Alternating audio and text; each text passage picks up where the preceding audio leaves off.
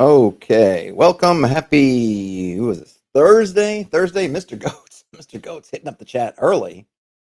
Wow. Mr. Goat says, I woke up wanting to design and run a hex crawl, but the OSR scares me, and 5e is terrible at it, so I don't know. Well, Mr. Goats, maybe you can hit me up or and a comment. I can check it later. I'm curious, what about the OSR scares you? Because I'd love to help people with that who find it scary and see if I maybe can help illuminate things to make it less scary. But I'm glad you want to make a hex crawl. Always good. And then bullet catcher. Hey, bullet catcher seems to be in a similar boat, doing the same thing. They're going to slog through it. Luckily, their bro and his colleagues are new to D&D and expectations are still malleable. I do think being new to D&D actually is very helpful.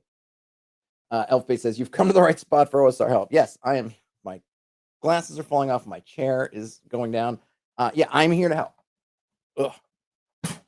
Fix the chair. I am here to help. And today, we're going to look at a resource from another Todd, part of Team Todd, hashtag Team Todd, Todd Leback, called Into the Wild. What's I'm interested in this one in particular. I mean, hex crawl. Look, I'm interested in all kinds of stuff, and certainly in terms of hex crawl resources, I'm interested in a bunch of stuff. But this one, I haven't read it as usual. I'm looking at this first time as I'm going through on a stream with you all. High level resources, because oftentimes I think, myself included, are sort of enamored with lowish level OSR play or just kind of RPG play in general. Like those low levels, you're still close to the ground, punches hurt, a lot of tension. But then at high level, things kind of get a little loosey goosey and maybe interest wanes and things like that. So it'll be interesting to see what this will have in terms of resources for playing at those high levels with the wilderness. And I'm always looking for more domain play inspiration. So should be good. Oh, I appreciate that. Bullet Catcher says this is a great resource they've used for learning their OSR journey. Appreciate that. Hey Perkins, welcome. So in the table of contentios, we have a lot here. Let's see. Yeah, we got 200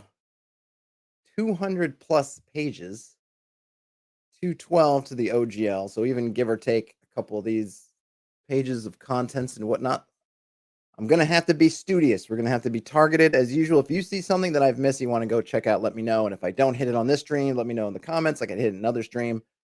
Clearly, I can't go through everything. It would take me a week. So I'm going to be trying to kind of churn and burn through some of this. Let me read I do want to read this part here because it's going to tell us kind of what the book is giving us. This book provides options primarily geared towards higher level OSR play. It is written for old school essentials, but can easily be adapted to any OSR fantasy system. 3 sections: hex crawling and exploration, ruling a domain, and then some optional rules and expansions. And this does fit in with other Third Kingdoms games products, and showing how these also expands upon some other works that it references here. We did look at filling in the blanks already, so if you want to check out that book, you can, or you can check out my stream on that book. Hey, Gashrin. So the first part of this book examines wilderness exploration, providing mechanical rules for how to explore the wilderness, as well as auxiliary information, including random weather generation and expanded wilderness encounter tables. Part 2 of the book details systems for domain level play. All right, I'm going to pass over the glossary, though I may regret it. I want to look briefly at part 1, just to see if they have do anything differently than our usual, or maybe where they veer from the kind of, I don't know, BX-ish hex crawling type stuff. Swig of watered down apple cider again for the working man. So the first bit we get is on some hex crawling.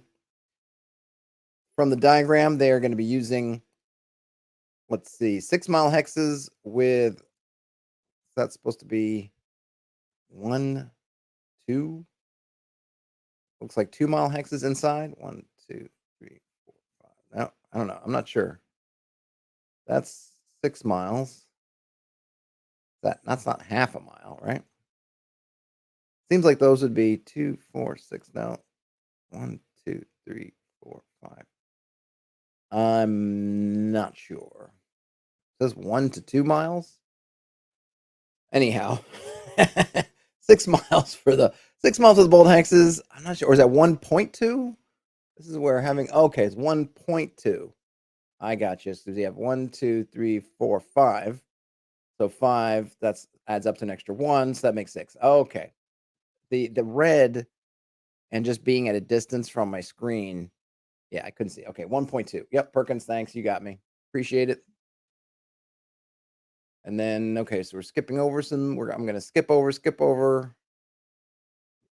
I'm just gonna kind of look at the headers.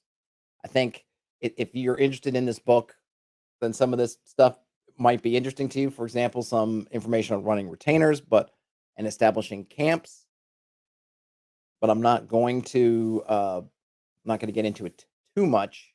I think they're looking at basically how much time you're spending. So here it says spending the standard 8 hours traveling allows the adventurers to do the following, and this is about setting up camp. So I wonder if that means if you have to spend basically 8 hours to spend to set up your camp, or is that actually let me read this because maybe this will help. So the header is establishing a camp, and the text says the travel day of 8 hours presumes to leave time at the end of each day to establish a camp for the night and time in the morning to break camp. Okay, so that's probably the big thing. So they're saying that in that 8 hours, I don't usually do that. I usually spend on my hours. Then you have a kind of break, establishing camp action that you can spend more or less time doing. So they're just saying it's part of the travel day, which is fine. No problem with that. Mr. Goat says the local scene is filled with drama and people being clicky, so that's what scares me. Online just isn't the same. I see about the OSR. I see, Mr. Goats. I mean, I can't tell you, depending on where you live, there might not be more people around than those you see. But there's always the option of if you're in game store A and just the vibe in there or the community there is not good, try a different game store. Hit up a different community. Reddit, there's the LFG subreddit. There's all kinds of places to get in person games. Online isn't the same, I know, but you do have it if you want to play something and can't find anything locally. Okay, getting back to this. If the adventurers reduce the amount of time they travel by 1 hour, traveling only 7 hours per day instead of 8, they gain the following benefits. Okay, so then if you spend more time, they're saying you can set up camp. So these are nice. These are some nice rules. If you don't have any kind of camp establishment guidelines and you want to set some, I think that's some good stuff. Food, gear, and supplies, great. And here we have some things that happen if you go certain periods of time without water. And then we have some drink and food tolerance. That's kind of cool. So they break it out in terms of the species, basically the playable humanoid species or the default playable humanoid species, and then some animals that you might use, horses, camels. So camels can go 7 days without food or water, without them starting to break down. Dwarves can go 6 days, and then everybody else is 5 days, and then dwarves can go an extra day without water. 4, everyone else can go 3, including horses, but camels can go 7. So cool. So those are there. Foraging and hunting. We've got some rules for that. Shelter and weather, disease and illness, visibility and encounter distance, traveling through a hex, mounts, forced marching. Here we go. This might be interesting to folks. I know folks are always looking for hex populating things, and I think it was. I know some folks. I think it was filling in the blanks that had multiple. I think multiple kind of landmarks per hex, which is great if you have the time. Maybe not so great if you don't have the time. But what's in the hex? There are two main ways to determine what the adventurers encounter while traveling through a hex. If the game is using abstracted hexes that are not divided into subhexes, which is usually how I roll, until the party gets kind of sucked into something, on a local level. Assume that whenever the adventurers enter a hex, they encounter what's in the hex. Assume there's a base chance that the adventurers encounter the layer or area of interest in the hex based upon the amount of time they spend in the hex, as illustrated by the following diagram. And that diagram is, let's see, hold on a minute.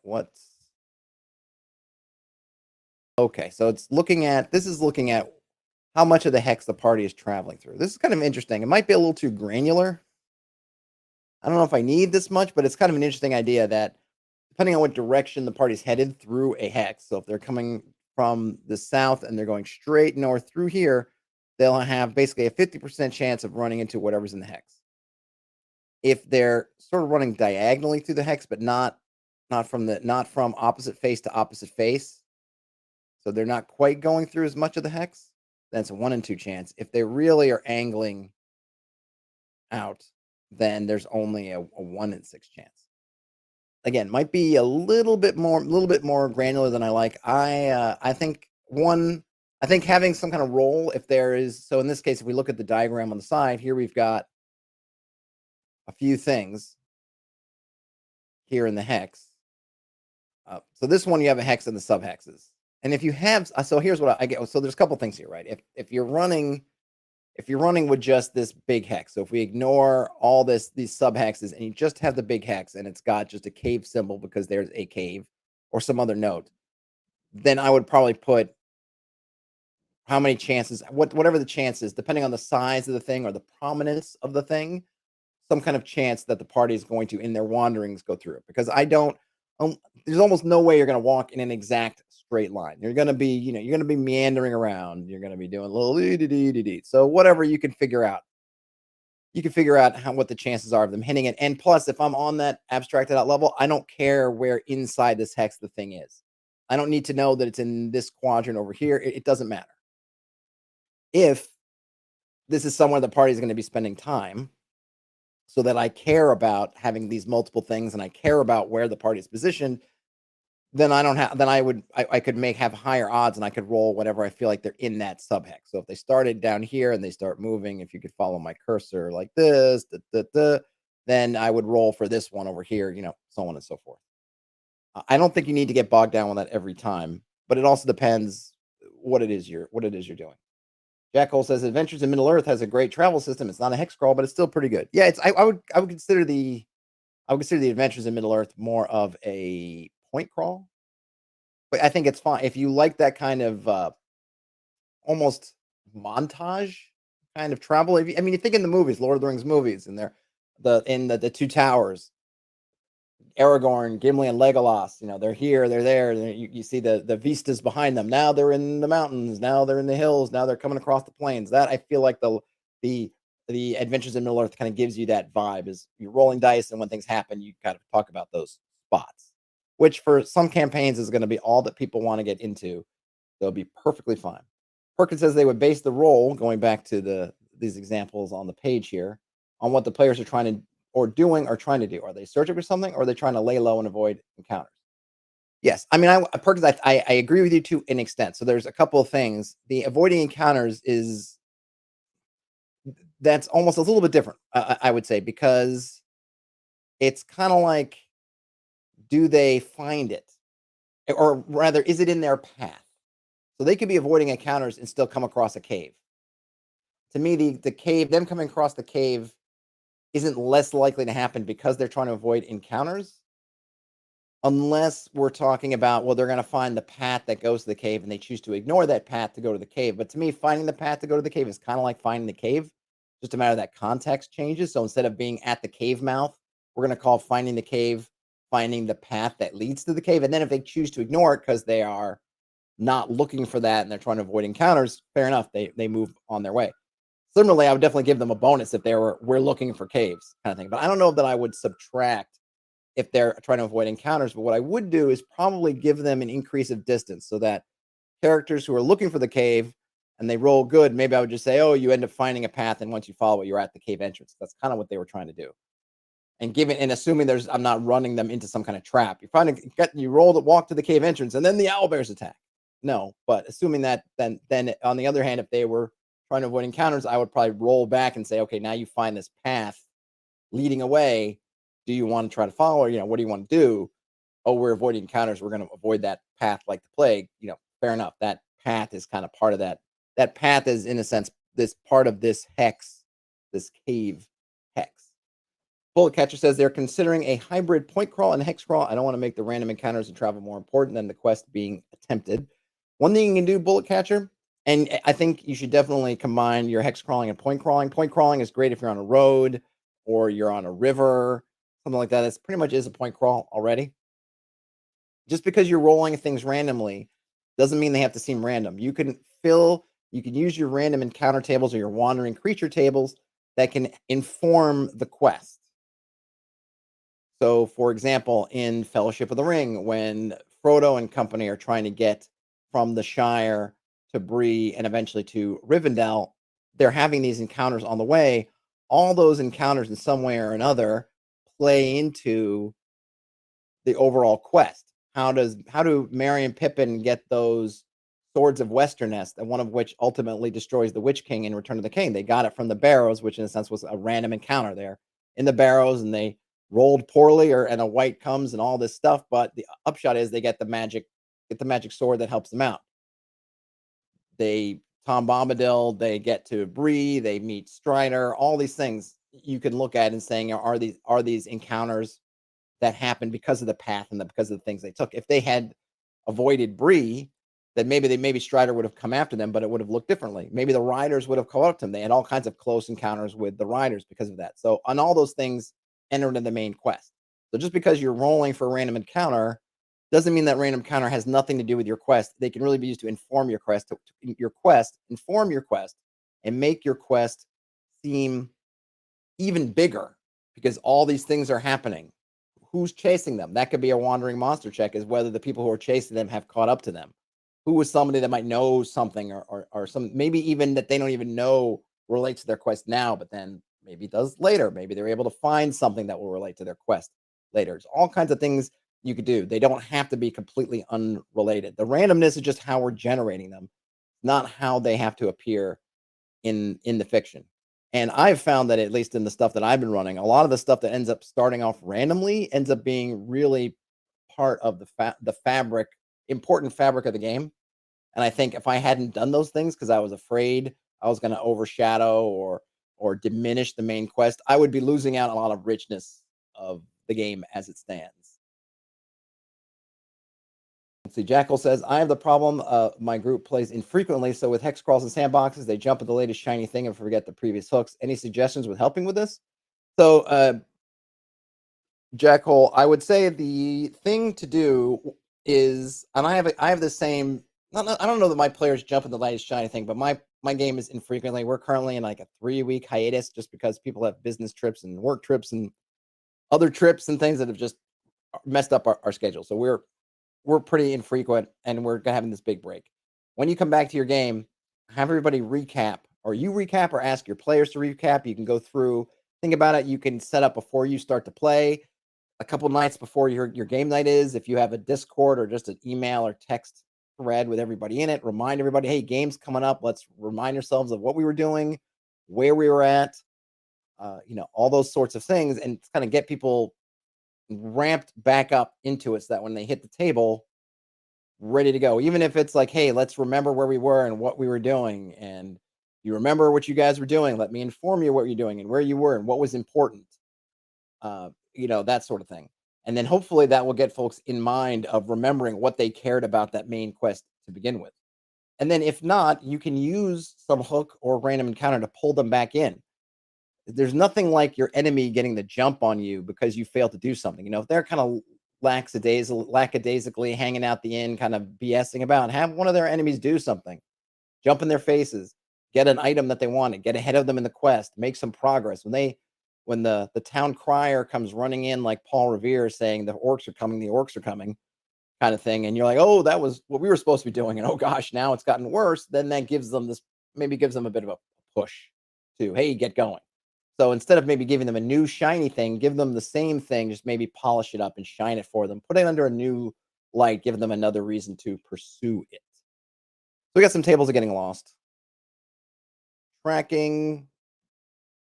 And I apologize for going through these rather quickly, but hey, I appreciate all the questions in the chat, and I'd rather, and I almost feel like, hey, guys, keep shooting me stuff that we could talk about. Back here to Into the Wild, I'm glad it has all this stuff. I'm just kind of listing off all the resources that it has. So it has a lot. We've got all this whole table of mounts, riders, of movement rates. We have roads, exploration within a hex. I don't tend to draw out And I think this is where people can look at some of the stuff out of context and think like how much work is involved. Because you go out, if I have a bunch of 6 mile hexes, say I have a piece of paper, 42 hexes by 36 hexes, something like that. And now I'm thinking each one of those I'm dividing again into six and filling those in. It seems like a lot of work. So I would only do a lot of this work in terms of figuring out what is in this sub hex spaces when I need it. If the party's goal is to just get through the hex, I roll to see if they find something interesting in the hex. Maybe they do, maybe they don't. If they do, and then they decide, hey, no, we're going to camp here and take time, then I can quickly. Because I do think that once you know, oh, they're going to be hanging out in this hex, quickly going in and saying, yeah, this is much as putting in some terrain and okay, this is where the thing is or whatever is not that big of a deal.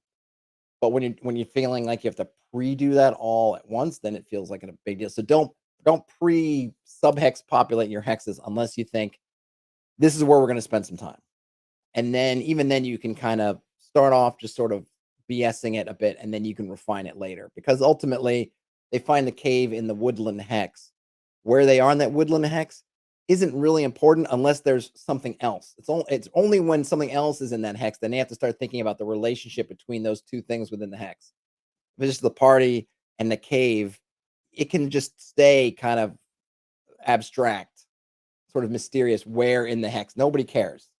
No one's going to ask you, can you pinpoint in which pixel of the 6 mile hex the cave is in? Nobody cares. So don't worry about it. But when you get into something where here's the cave and then here's the town or here's this other thing and now you're starting to relate things together, that's when you think, okay, this is kind of an area where we're now going to be kind of zooming in to play locally. This is when I should start doing this, kind of creating all these extra subhexes. We get a whole bunch of layers by terrain. So you could be human, giant. These are all just some tables. Human, giants, flyers, insects, giants, animals, dragons, and clear settled lands. Just kind of some expanded encounter tables, which is always good. I think you can check out some other streams where I messed around with doing some different kinds of encounter tables. This is following the kind of BX formula of having basically different types of creatures, and then you roll once to see, for example, in the desert. Oh, this has specifics. This is flyer. So going back here, if you roll on this layer by terrain, you notice it's giving you a group of creature or a type of creature. So oozes, phase, animals, flyers. You would roll that. Then you would go to the specific table for that type of creature. So for example, here we have flyers. Then you would find the terrain and then roll on there. You could do these many different ways. This is following that kind of BX formula, which works fine. Some methods you'll see use one like a D100, put a bunch of stuff into kind of a singular table. Some will like to put it out into different tables. You can, of course, do whatever you want. But this is nice because I think this is for OSE, which is basically BX. So it makes sense that it's gonna stay close to the conventions of BX.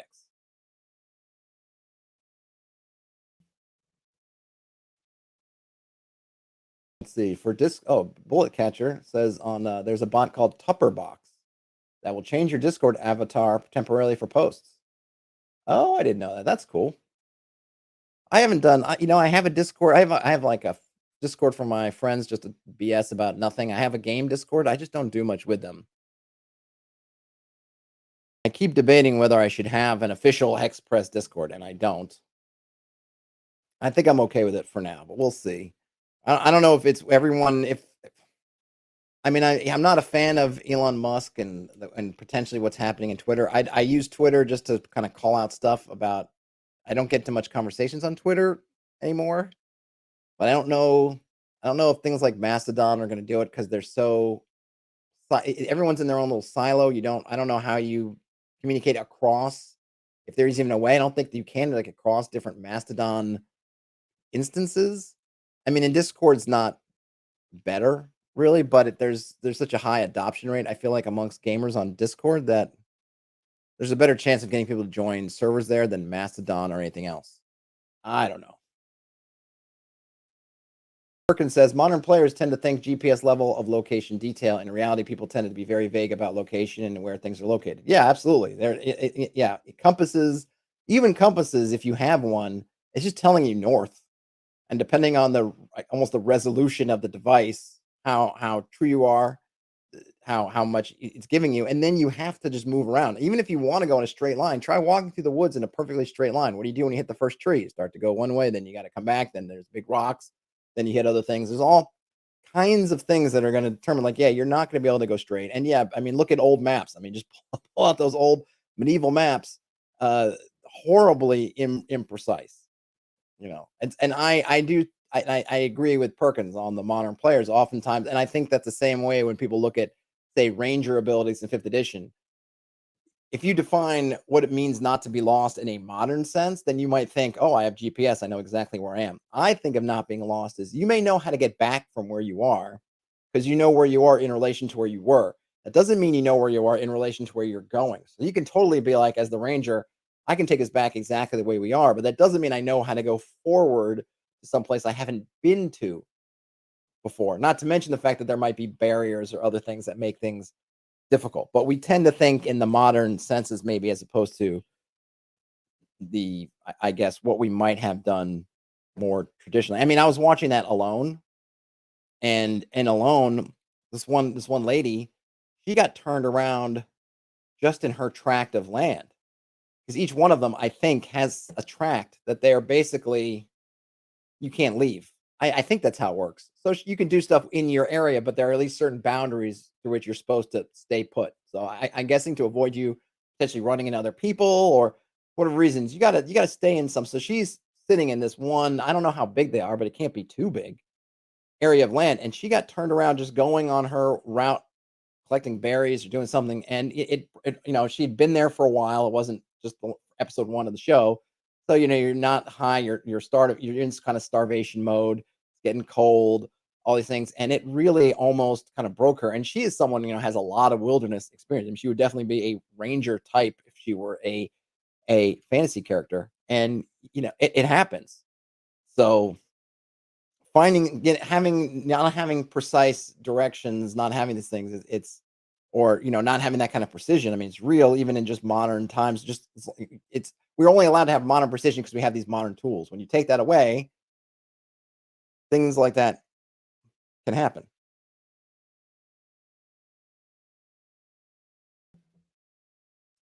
Bullet Catcher says Hexpress Discord, and well, I have a Patreon. I don't do enough to thank my patrons, and Perkins, I believe.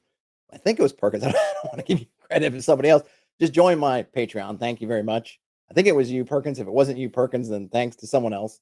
Um, I don't talk about my Patreon enough. I'm just really, really bad at it, and I'm always behind doing the stuff I want to do for my Patreon. But if folks would feel like a Discord would be useful, I mean, look, it doesn't take much for me to put one together. It's easily done. I'm happy to do it, and I don't do enough to hang on Discord. I mean, I have the thing open all the time, but I don't. Maybe if I had my own Discord, it would spend more time doing stuff there. So I'll throw it out there. We'll see what I think I put a poll out a while back, and most folks didn't seem to be really interested in it. And it didn't bother me. It doesn't bother me one way or another. Um, but yeah, I can work on that. So send me a note if you're on Team Hexpress Discord. Drop me a line somewhere and let me know. I just think there are just so many, and I don't know. I don't know. I just think there's so many. Okay, so we're in the hex crawling chapter. I'm gonna go by these encounter tables. Just know that they're there. Lots of tables, including a template for you to use all your own. Yes, Mr. Code's part of hashtag Team Discord. That's right. Maybe I'll throw a poll in. Throw a poll in. The other thing too is they're all like the silent members. I don't know, right? Because here's the kind of thing about being. I mean, look, I'm on like a tiny channel on YouTube, but I have what 2,400 subscribers. But the amount that I see on streams anyway, who are kind of active, is very very small compared to the overall number of subscribers, right? So half the people, I don't know if they watch any videos at all. I'd love to know more about what they like out of the channel, but since they're silent, I'm happy to do things that the folks who are putting themselves out there in the community want me to do. Oh, let's see. Entering a subhex with layer. That's great. How it all comes together. Oops, got a little oopsie there with a picture gone into the text of it there. All right, random weather generation. I'm not going to spend much time on here, but I'm always down for random weather generators, and this one seems as fine as any, and it's here. I always like these resources that are, I don't want to say comprehensive because that can be a trap, and I'm running into that trap myself, where in which you want something to be all encompassing, but doing that, you feel like you're going to end up with the infinite product. It's just going to keep going forever. However, I do like in something like this, where it would have been fine if they didn't have weather generator in this. Having one is nice because it's something that you deal with in your hex crawl is weather. And so not having to then find another resource to do weather, and looks like there's a lot of getting a lot of specificity in here, which is nice if you want to go through all that. I do like these putting this all together because it seems like it's kind of giving you some nice wrap up, which I appreciate. Maybe even an example here. That's good. All right, domain management. That's right. Don't throw your 10-foot pole away. Not that kind of pole, Mr. Goats. POLL, not POLE. Always, that's one of my things. If I were to join your game as a new character, new player, I would always 10-foot pole is on my list of things that I'm carrying. Rope, 10-foot pole, and then some torches, maybe some iron spikes and a hammer. But 10-foot pole, gotta have it. And someone mentioned, which I never even thought about. I don't know how I never thought about this, but you could use the 10-foot pole to measure because it's 10 feet. I never thought that you could take it just never occurred to me that you would. I think oftentimes people will just tell you how long the corridor is or how wide it is, so you never get it. But you could, in the absence of a GM who's going to say, like, well, it's approximately this, or you're not sure. If you needed to know for whatever reason, you could literally use your 10-foot pole to judge how wide and how long things are. I mean, it's going to take more time, but you could do that too. So look at that. It's full of uses. 101 uses of a 10-foot pole. So here we go. This is maybe the part that I was more interested in than just just kind of a version of hex crawl mechanics. Domain management. Once a hex has been explored and cleared, the adventurers can found their own domain. Other means are also available. Generous royal patrons may gift an adventurer land and or title as a reward, or the party may take over an existing domain with force or guile. Ooh, I kind of like the guile option. Regardless of the actual means of acquiring a domain, this chapter will cover the nuts and bolts of founding, maintaining, and ruling one's own kingdom. Perkins says, let's see. Oh, wait a minute. Perkins says, creating a calendar with moon phases, major weather events, local holidays, rituals was fun, but a lot of work. There's a DM calendar tool online. Interesting. I have made my own calendars. I have a generic calendar that I'm working on for something because I do think that's something that can be useful. That gives some general dates, just kind of some generic dates, but something you can use to start off on. But yeah, calendars are really good, and I think under thought of, underutilized, under appreciated. Oh, Michael Frager asks, who measured that 10-foot pole? That's a good question. It might be a little more or less 10 feet. That's true. I don't know. I might have gotten it from a discount 10-foot pole dealer that they're only 8.5 feet poles. He's pocketing the extra foot and a half of wood. Bullet Catcher mentions a hand mirror. Hand mirrors are also good. Kind of campaign dependent in terms of whether you're going to run to a whole bunch of stuff like that. But yeah, but just as far as the seeing around corners, hand mirror Hand mirror can be nice. So I've also gotten in trouble with the reflection of the light coming through the hand mirror so that you shine the mirror out there and that sends the light. You got to be careful. Might also depend on your GM. So we have a section here on retainers. Before getting too far into the exploration of domains, the chapter will first discuss retainers. Retainers are NPCs that serve a PC in an adventuring capacity and earn a share of both treasure and XP. Retainers have briefly been discussed already. A character can control a number of retainers determined by their charisma score. These are NPCs that are typically loyal to the character that has recruited them, but the following describes a system in which their use is expanded and they can be played as secondary PCs. So I'm not going to read through this, but I'm guessing that you can, in sort of domain mode, when you're out doing something, you can kind of control your PC. So let's just go to the examples here. A party is composed of 2 main PCs and 3 retainers. They earn a total of 10,000 gold pieces during an adventure. There are a total of 7 half shares. Each full PC gets 2 shares, and each retainer gets a half share. So each half share is worth 1,429 gold pieces, and each full share 2,858 gold pieces. Oh, okay, so that's about the splitting up of the rewards. So we have some stuff about doing your hiring and availability and the levels and the classes. I will generally relax, and I think it's not a bad idea, especially if you're playing with a small group of players. I'll kind of relax the charisma. Um, so you have this, as they mentioned. There's usually it's based on your charisma modifier, how many retainers you can have, and that is good because especially back in those rules in the day when you had 6 or 7, 8, 9 players playing, and then you each one has a certain amount of retainers. One, that can just add up into a huge party. Second of all, you can end up with a lot of gold. So unless you want to really have them having armies without having armies, it kind of puts a cap. So they can have so many just mercenaries, but in terms of people with levels, you kind of cap them on that, which can be good.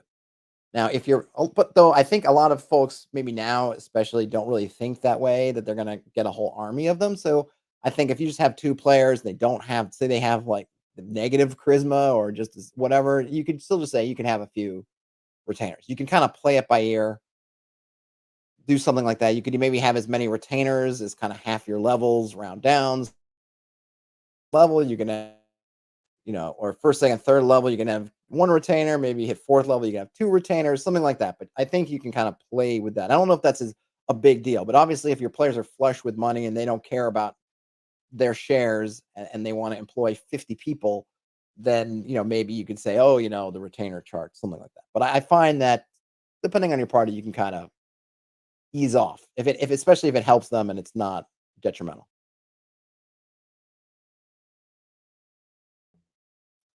Raid LC said they just got here. This is new or classic? This is new-ish. I'm not sure when it was published, Raid LC, but it's not super old. I'll just use the, let's see, sorry, but probably should have mentioned it. I don't usually. Does it say when this is published? Let's see, 2020. So definitely on the new. Okay, so we got more stuff on retainers, mercenaries, and hirelings. Remember, mercenaries, I'm guessing here, level 0 sort of soldiers, mercs, and hirelings. So if retainers are going on adventures with you, hirelings are the folks you're leaving at home. Another underutilized type of NPC. But and this is what I was thinking about with this is something you could tie into with the calendar. So for example, on this generic calendar that I have, there's a certain day of the year that's basically when your rent is due. It's tax day, April 15th. Taxes are due. This is when the guys are going to come through and they're going to with their big bags and they're going to say hand over your rents for the year. What do you do if you guys don't, your party's not there? Assuming they have a some kind of residence or business or both.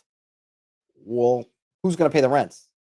They're not going to give you a gimme if you're not there on the day to pay your rents. They're not taking an IOU. So who's going to be there? Well, hire an accountant. The accountant will keep your books and pay out all your rents and do all this stuff in your absence. So now you don't have to worry about being home on April 15th. You got the accountant. But you may be thinking, well, wait a minute. Who's keeping the accountant from getting in trouble? Who's to say that if I just leave an accountant at home with all my money I've been raising, that someone's just going to come in and gank the accountant? Well, then I need some guards. Well, that's great.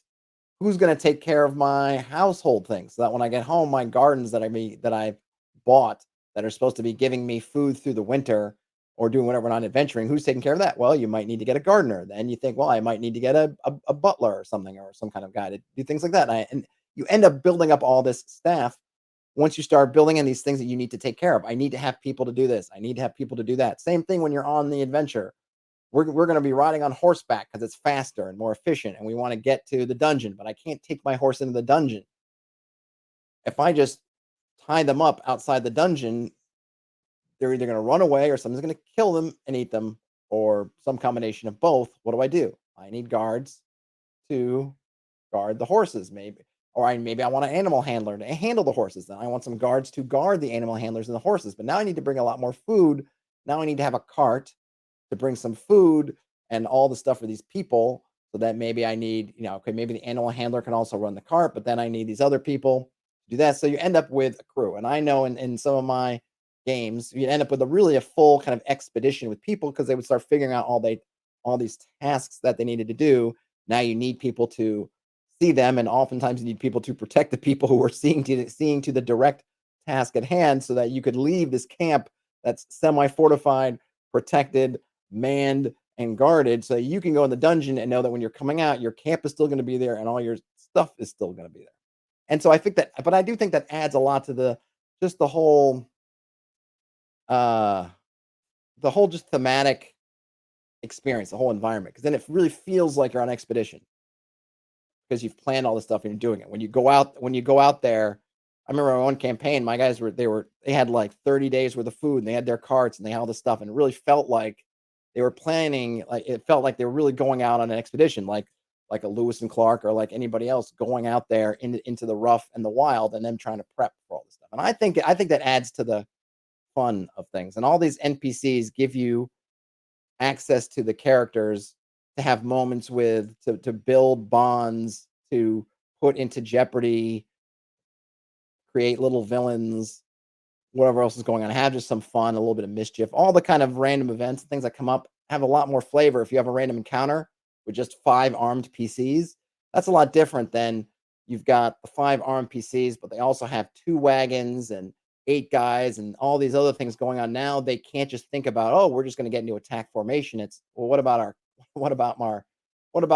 wagon? What about all the stuff we've got? We've got to think differently. Changes their point of view. Now they're responsible for a whole bunch of stuff. And it's not just like dependents. It's people who are important to them for different reasons. They all have a practical purpose.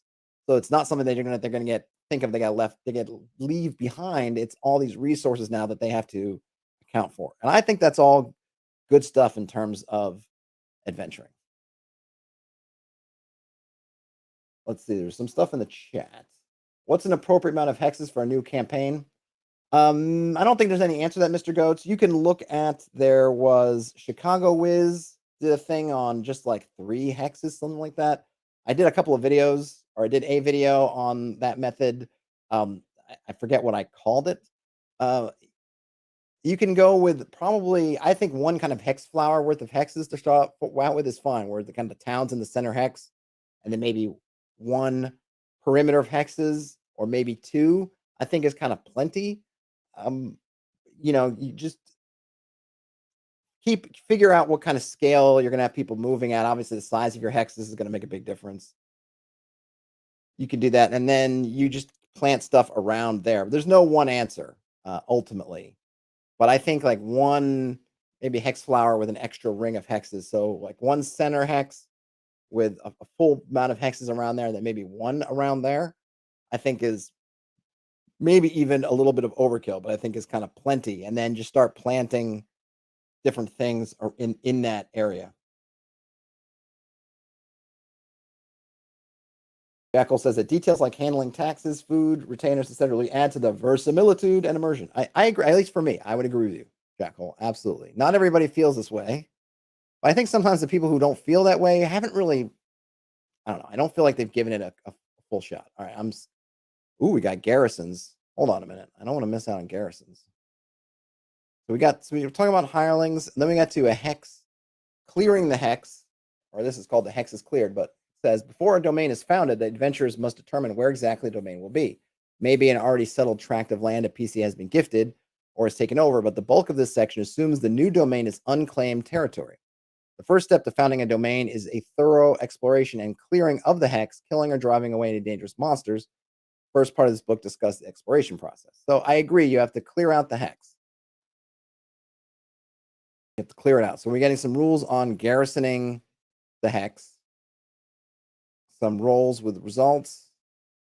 Probably, I don't know if they're saying here how many troops you need. Brian Smith, Jack Hole did say verisimilitude, so take a drink. So we got garrisoning your hex, adding a stronghold, different structures. Brute force. Let's see, stronghold components. I like these. So the white box had a bunch of elements, physical elements to a castle that you could start adding. Here they have some other talking about the components. You have Barbicans, battlements, wood buildings, stone buildings, underground dungeon corridors. Definitely in terms of depending on how specific you want to get, right? If you're building out of wood or building out of stone, basically whatever you're building out of, the materials have to come from somewhere. And oftentimes stone can be harder to get a hold of. Wood is, I assume most places you're going to be building a castle.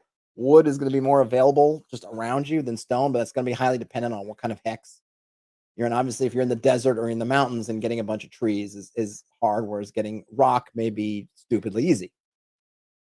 So you'll want to figure that out either in terms of costs or in terms of time. I would think I would maybe pause it. I haven't really figured this out, but just have your stages of garrisoning. You probably will generally have some kind of temporary fort, wooden fort, to maybe some kind of more permanent fort with, say, a earthen dike to shore it up. And then maybe after that, you would build up. I'm sure people have just built castles from scratch. Like, oh, I'm just going to build a castle here out of stone. Thinking maybe the high age of castle building, that's probably how it went. Is at some point people were like, yeah, I know I need a castle here, and I've got the time, the means, and the resources, so I don't need to mess around with these other ones. But I think if you were building it organically, especially if you're starting from low levels, you're not starting from high levels where you're just already just dripping with gold, so you can afford all this stuff. Is just to say, okay, we'll build just a palisade wall and something like that, just to keep things out on a basic level, and then you could start to level it up, if you will, for lack of a better term. And here we got a nice little stronghold worksheet. Cool. More elements to a stronghold. Now on to founding the domain. Once the work on the initial keep is complete, the domain is considered founded. Okay, so they're saying that you have to have a keep of some kind completed before you can have officially found your domain. A ruler cannot do any of the following until the domain has been founded. They can't collect land revenue from controlled hexes. They can't collect taxes from any existing peasantry. They can't attract followers, and they can't attract settlers. I think the one thing that's unsaid about this, which is interesting, is if you were to have found a place in the middle of nowhere, how are settlers getting to you? It's an interesting question. If you're playing in kind of that there's just a whole bunch of just non-claimed wilderness, then maybe something to think about is not only clearing out the hex, but you have to make safe the way to the hex, because people aren't just going to walk across all kinds of flesh-eating monsters to get to your domain. You got to have roads that are well done. You have to have some purpose or promise for what's going to be there. Hey, you're going to get we're going to give away some land, or there's beautiful farming here, or there's a gold rush fever, but needs to be fairly safe ways, or at least under some kind of safety. It can't just be horrible danger. Or maybe the assumption here is that you're building on the edges of stuff that's already settled. Like you are building on the frontier as opposed to heading out into the unknown. Into the unknown. Civilizing the land. Probably not the right word for that, but it is generally assumed that a new domain is founded in the wilderness hex, and as settlers move in, becomes more civilized, progressing from wilderness to borderlands to civilized. In order to become, I like settled. In order to become, or I've actually used terms in my own things. What did I use? I think I used something like subjugated, which I kind of like, because it is doing something. You are, in a sense, doing something somewhat violent, because that wilderness presumes that it's not the natural. I mean, wilderness, I think the idea of a civilizing, it kind of has this air that you are progressing it. Like I say, you are making it better, but depending on who you are, what you're feeling is you're not. So I think I talked about in my writings about you're subjugating the wilderness, because there are, especially in a fantasy game, there are all kinds of creatures who will think, hey, you doing this stuff here is not making it better. You are not progressing the era. You, in fact, are making it worse. You're taking it further away from the divine, its natural divine state, whatever. So I like to give it a word that makes it more in line with what I'm thinking. That you are bending, what you were doing is you're bending the land to your will, whether that will is good for the land or positive or not. It's kind of what you're doing. And now we hope that being that we are usually benevolent individuals, that we're bending it to our will for not the good of the land, then the good, but certainly doesn't have to be the case. What is this here? This is like a kind of a Mott Bailey kind of castle setup. Oh, these are just some more kind of castle sheets, or just, oh, or maybe they're just little maps. Oh, I didn't see the numbers there at first. I see. So these are just some. Looks like you just get some little castle maps. That's cool. All right, the reach of civilization, and we get a city worksheet. This is cool. So we get the hex. We can put in the revenue, market class, population, any domain modifiers, militia, garrison size, the current ruler, expenses, tithes, and festivals. I really like this. This is really nice. The only thing that I would say I probably wouldn't use too much is his NPCs, hirelings, and specialists. Maybe specialists, but I always have people kind of rotating in and out of town, traveling. So I kind of look at the people who are available for hireling work are generally people who are unemployed. So they're not just going to hang around for weeks on end in a certain place. If you don't find them, they leave, and then some other stuff comes around, and other people come and replace them.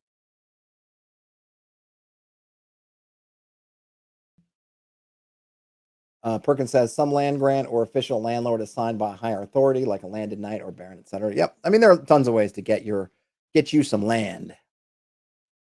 I mean, now we think at least in the pseudo, I don't know since when, but it's something like kind of British sense that it's just the same tracts of land. They just get assigned to different people or broken up or merged together, but there's no, new lands. It's just the existing lands just get moved around from family to family. So what was market class? I just want to see. So each urban center is assigned a market class ranging from 1 to 10, with 1 being the smallest and 10 being the largest. These numbers are strictly a reflection of the families that live and work in a hex. Mercenaries, adventurers, retainers, and temporary workers do not add up to these numbers. Okay, so it's basically just your population. So instead of listing out the individual numbers, you would just give it a sign in a class from 1 to 10. We got some population growth stuff, demographics. Good. Rural improvements, fords, ferries, and bridges, irrigation, land grants, preserves, quarries.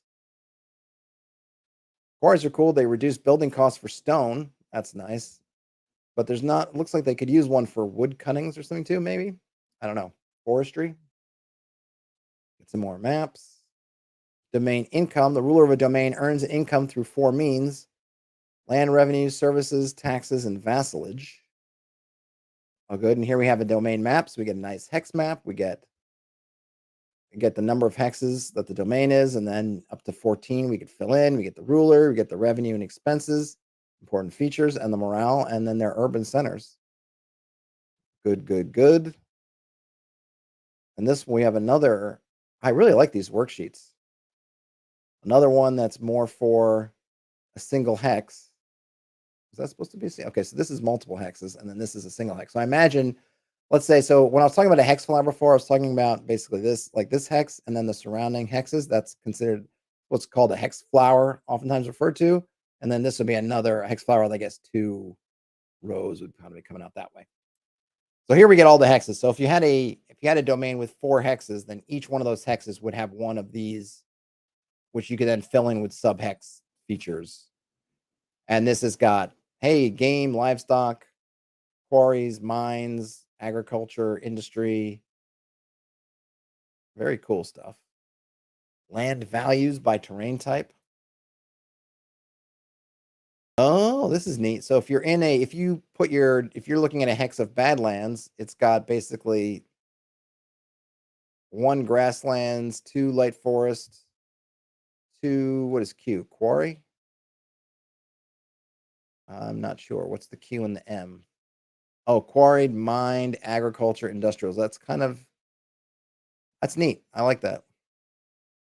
And then depending, some things, mountains are going to have great for mines, not so great for other things, like what's L there? Livestock. Cool. Bullet catcher. As a plot twist, the local ruler grants land not technically in their domain. I think that people did that, right? Yeah, you go. I mean, that's basically, or you go attack my enemies, and what you get, you can keep. Would pretty much would be it. I grant you some land that it's on my neighbors. If you can take it from them, you can keep it. Wasn't it in that movie, the last night, the last duel? I think that was part of it. I don't spoilers, I guess it's not super old, it's not brand new. That was kind of an element, was that they, land was transferred from this one family to another because the one family couldn't pay, and so they sent the other guy to collect or get him off, and then he was able to take the land, which is pretty much that kind of concept. Perkins says a local population may be less friendly to the idea of law coming to their home area. Lots of potential conflicts and plot hooks. Yep. I would think in most cases, you're probably going to be getting land from somebody else. But there are certainly like in the old what's like in the outdoor survival kind of map is you would also have that thing where you're running into isolated strongholds just out in the wilderness, in which case these are folks presumably who previously went out and said, I don't care what you think. I'm going out there and I'm gonna make my own way in the world. And they just made their own castle out there in the middle of nowhere. Or I mean it's somewhere, but nowhere to you. Let's see. I'm closing in on I'm running out of time.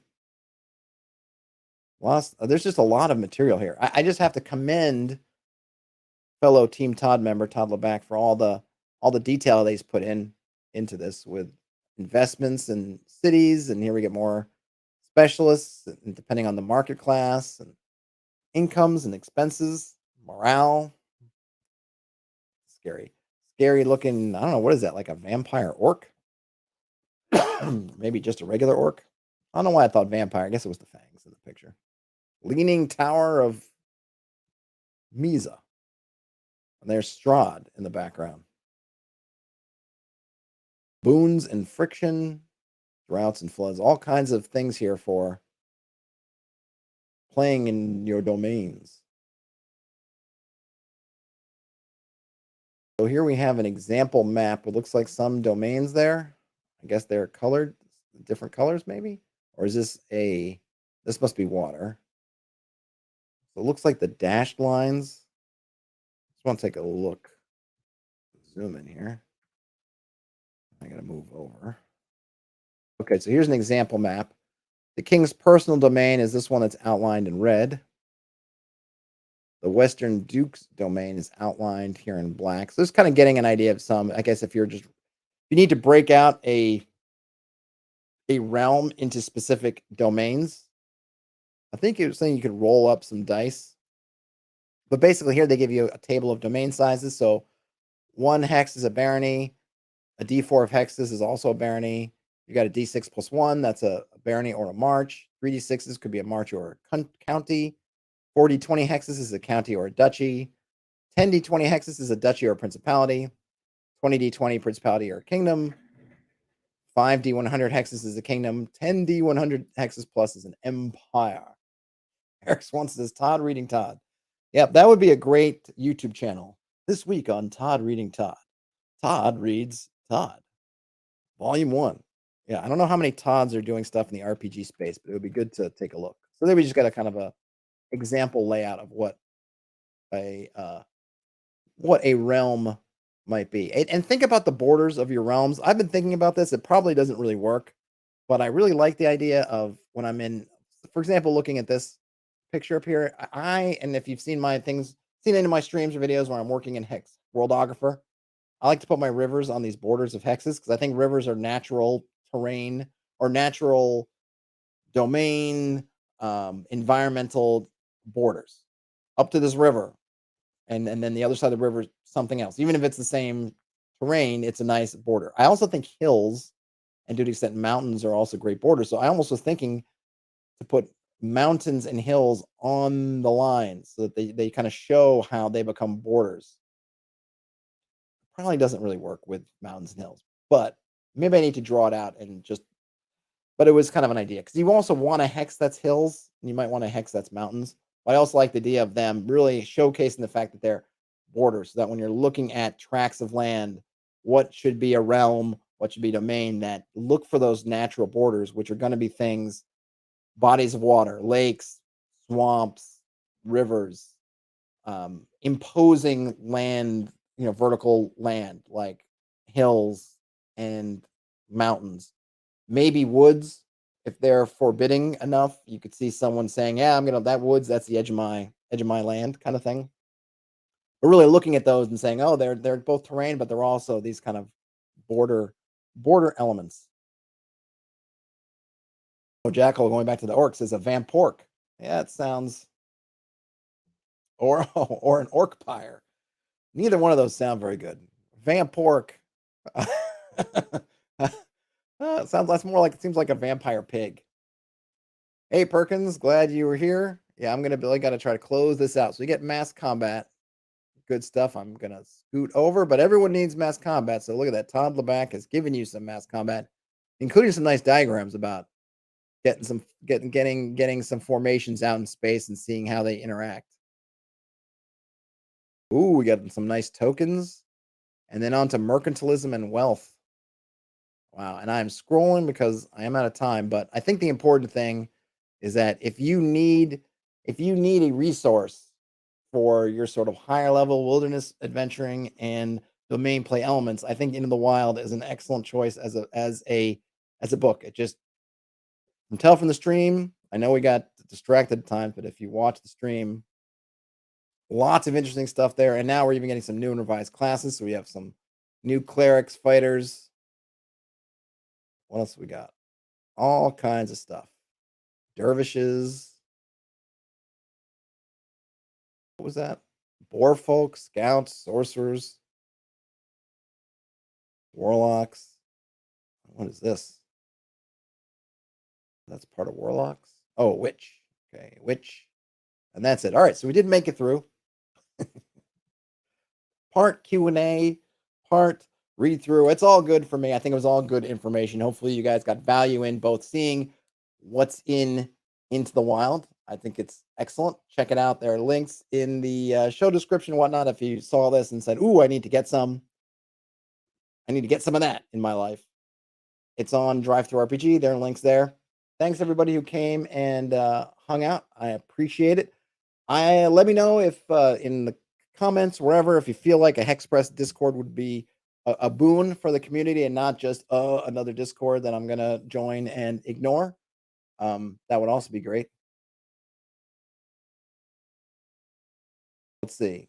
This is an important question. Games from the Front asks, "This is cool conceptually, but honestly, I've yet to see anyone actually play at this level. Has anyone seen this play in practice?"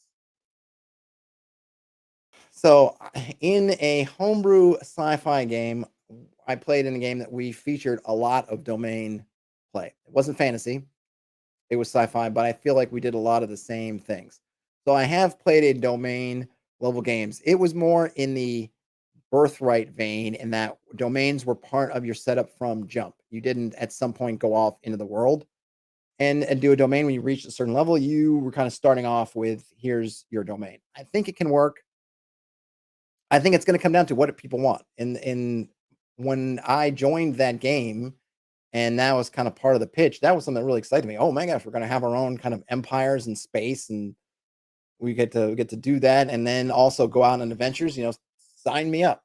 Some players are not going to be into it, so it's going to be. And I think I would say though, I probably prefer that approach where at least the possibility for domains is baked in up front, so that's always kind of a known goal, as opposed to you reach a level and suddenly you're going, okay, now switch over to domains, which some people don't want to do that. And I think they might not even have that in their mind because it was never established. But I think if you establish from Jump Street that, hey, this is something you can do, I think people might get into it, especially if someone else gets into it in the game table.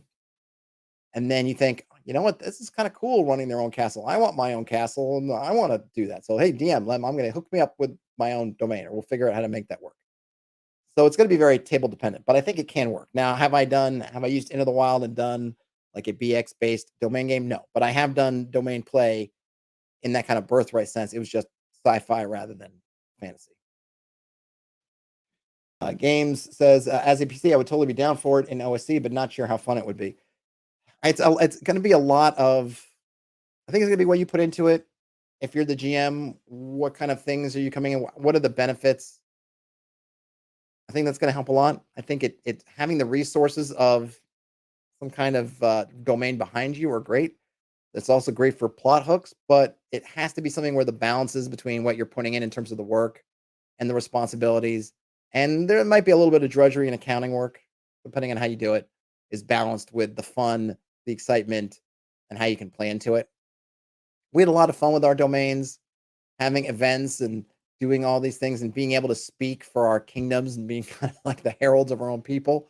It was a lot of fun. We got to engage with things in a different way. So we enjoyed it a lot, but we were kind of all really into it. And I think if not everybody's into it or your jam's not into it or their ideas are different than yours, it can be, something you want to discuss. It's that session zero, right? We want to play with domain play, and these are kind of the parameters we want to have. But I definitely think it's worth looking into because otherwise you kind of end of game for a lot of these systems. Just kind of you just peter out into nothing, or you just retire them and do a new PC, which is also fine. But this is a way for you to kind of start building kind of a legacy in your game. You're going to be creating the leaders of tomorrow today, right? Something like that. All right, folks. If you give a thumbs up on your way out, that'll be awesome. If you feel like subbing and you found yourself in here and you like this and you're not subscribed and you feel like subscribing, that'd also be awesome. Otherwise, have a great rest of your day, night, whenever you end up watching or listening to this. Game on, everybody, and I will talk to you later.